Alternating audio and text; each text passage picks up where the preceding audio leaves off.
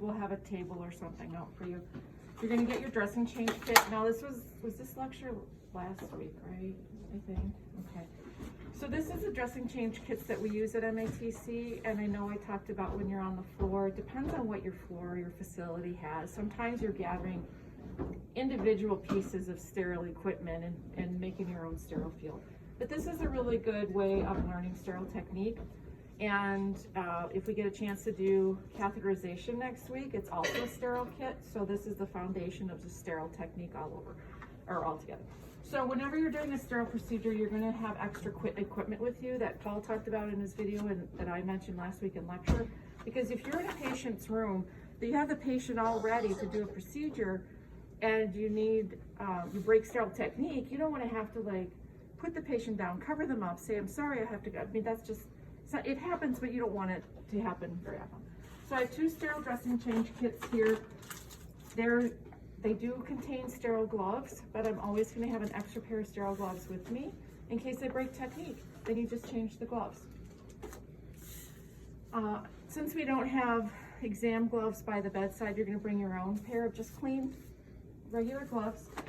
And then the other thing that we do here is we use these are Q-tips. They're sterile cotton swabs. And inside they're sterile, but the outside is not sterile. So you're gonna grab some of these. You're gonna need 3. They come in packs of 2.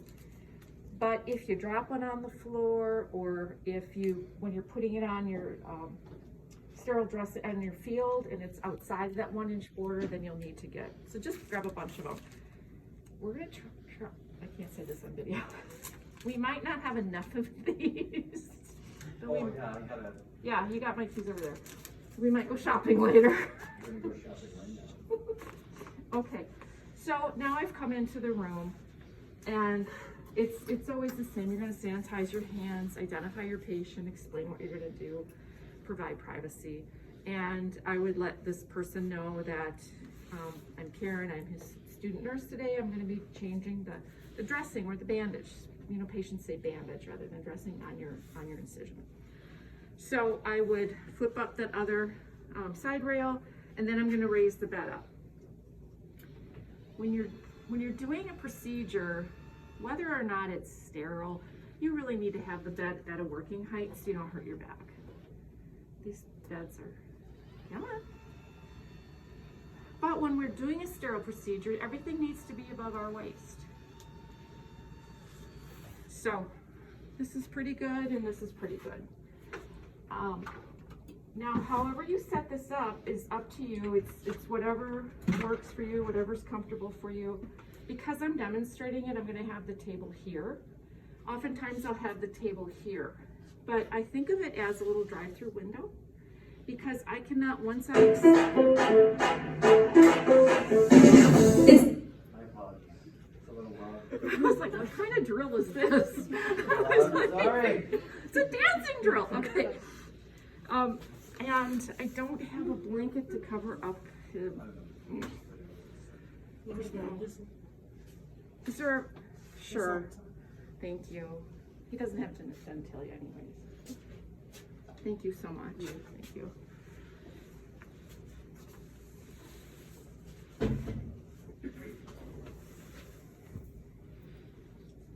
So, I have the other side rail up. I have the bed at a height that works for me, so it's above my waist. And again, I have my table also. Well, for goodness sakes.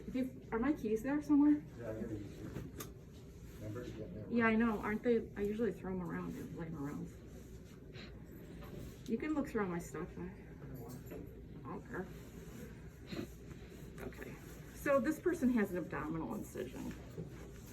Is it, can you see? Okay. Okay, so. The other thing that you can do, there you go. The other thing that you can do is have a garbage can by, do you see where my hands are automatically? Okay, from doing this for so many years, it's automatic. My hands go up when I'm talking about sterile because it actually lets my brain know that we're doing sterile. And one year I was laughing at myself because we were at my mom's, I think. It was Thanksgiving dinner and I'm in the kitchen in sterile mode, like doing dishes or something. Now all of a sudden I was like, okay, that's just weird. Once a nurse, always a nurse. The other thing that you can do, now I know on that video that we watched during lecture last week, we do have them little tiny garbage bags that you can open up, and you could put, you know, here if the patient's cooperative to put your stuff in there, totally fine. You could tape it at the edge here, totally fine. The thing, she had it like right here, and I would not do that. The last thing you want is a dirty dressing right by the patient. Are you guys okay back there? Yep. Okay. I'm looking at the pens. No, you're fine. I just want to make sure you're okay. When you get a little bit more comfortable with sterile technique, it's totally fine to have a garbage can, and you'll see us using our feet, like, you know, moving stuff, moving garbage cans with your feet. You get really good at it. The only thing with the garbage can is, you know, once I take off the old dressing, you know, I can drop it in here, but once I'm sterile, I can't drop my hand below my waist. Okay, so now I am going to, the very first thing I'm going to do, obviously I've explained to my patient what I'm going to be doing, and I have my equipment here. I'm going to put on the clean gloves, and I'm going to take off the old dressing. We usually will have drainage on these dressings for you. I don't know, I was at South today